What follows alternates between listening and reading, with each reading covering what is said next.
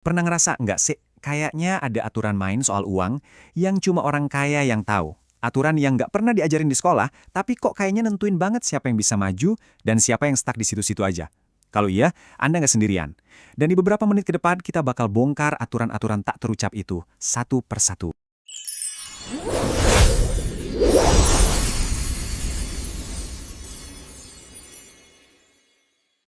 Nah, kutipan ini benar-benar nusuk banget langsung ke inti masalahnya.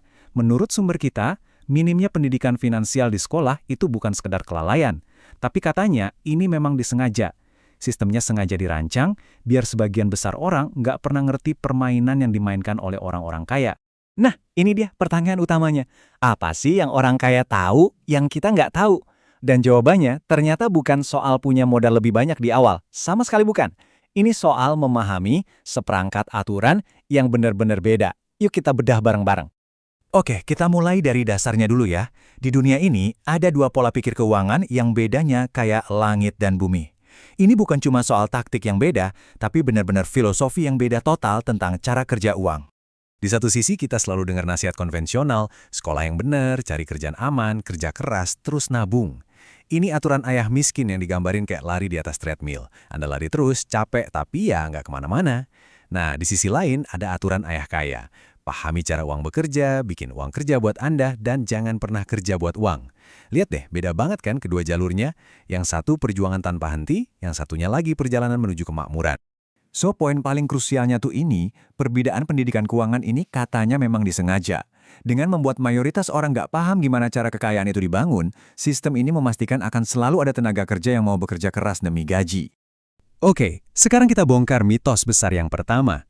Sesuatu yang mungkin udah kita dengar seumur hidup kita, yaitu anggapan bahwa menabung adalah jalan menuju kekayaan. Pertanyaan ini benar-benar menantang logika dasar kita soal nabung kan? Coba pikirin, buat apa capek-capek kerja dan nabung kalau pemerintah bisa mencetak uang baru yang bikin nilai uang kita turun lebih cepat daripada kita ngumpulinnya. Proses ini namanya inflasi. Artinya, kita itu kayak lari di tempat. Kita berusaha nabung, sementara daya beli uang kita diam-diam terus kegerus. Kita ada di permainan yang udah dicurangi dari awal. Nah, ini dia momennya. Momen di mana aturan mainnya berubah total, selamanya. Tahun 1971, dolar Amerika yang jadi patokan mata uang dunia nggak lagi dijamin oleh emas fisik. Artinya apa? Artinya udah nggak ada batasan nyata berapa banyak uang yang bisa dicetak. Sejak saat itu, uang bukan lagi representasi nilai real, tapi jadi instrumen utang. Ini momen krusial yang kebanyakan orang nggak sadar, dan jadi alasan kenapa menabung jadi strategi yang kalah. Dan ini ngerangkum perbedaannya dengan jelas banget. Sementara banyak orang masih mainin game keuangan pakai aturan lama, ngandelin tabungan yang nilainya terus turun, mereka yang paham finansial udah pindah ke game yang baru. Mereka nggak nabung uang, mereka mengakuisisi aset yang menghasilkan uang. Mereka ngerti aturan baru ini dan memanfaatkannya habis-habisan. Oke, lanjut ya. Mitos gede berikutnya, sebuah impian yang dijual ke jutaan orang, bahwa rumah yang Anda tinggali adalah investasi terbesar Anda, aset utama Anda. Tapi, apa benar begitu? Gini deh, buat ngerti sesuatu itu aset atau bukan, kita cuma perlu paham satu konsep super simpel, arus kas atau cash flow.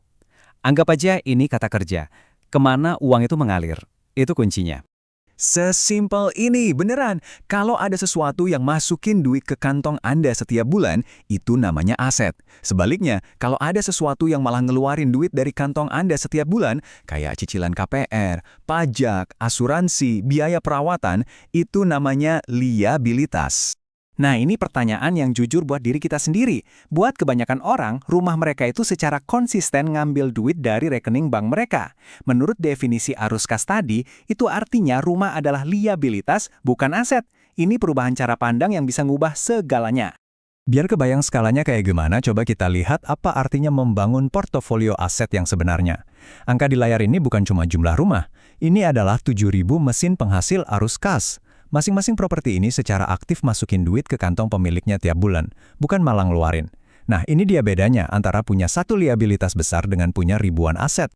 Oke, kita udah bongkar beberapa mitos. Sekarang, waktunya kita intip buku contekannya. Gimana sih cara main orang kaya yang sebenarnya? Gimana cara mereka menggunakan sistem untuk membangun kekayaan? Nah, ini nih salah satu rahasia terbesarnya.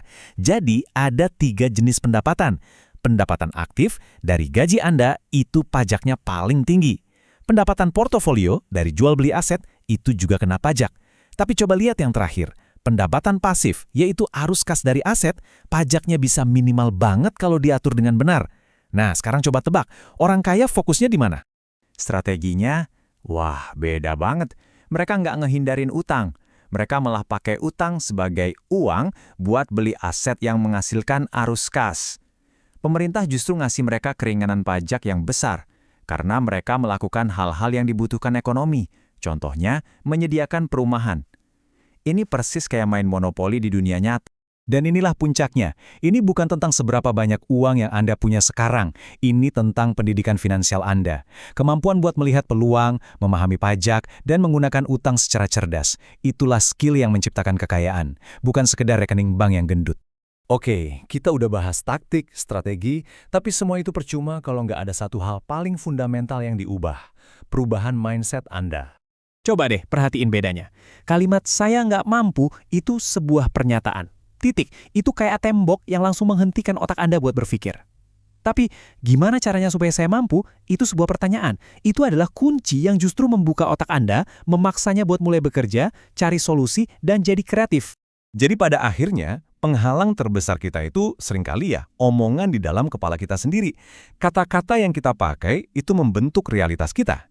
Menurut sumber kita, kemiskinan itu lebih ke kebiasaan berpikir daripada kondisi rekening bank. Jadi, saat kita menutup pembahasan ini, pertanyaannya saya kembalikan ke Anda. Mengubah dialog di dalam kepala kita, dari pernyataan yang membatasi menjadi pertanyaan yang memberdayakan, itu adalah langkah pertamanya. Jadi, pertanyaan apa yang akan Anda mulai tanyakan pada diri sendiri mulai hari ini?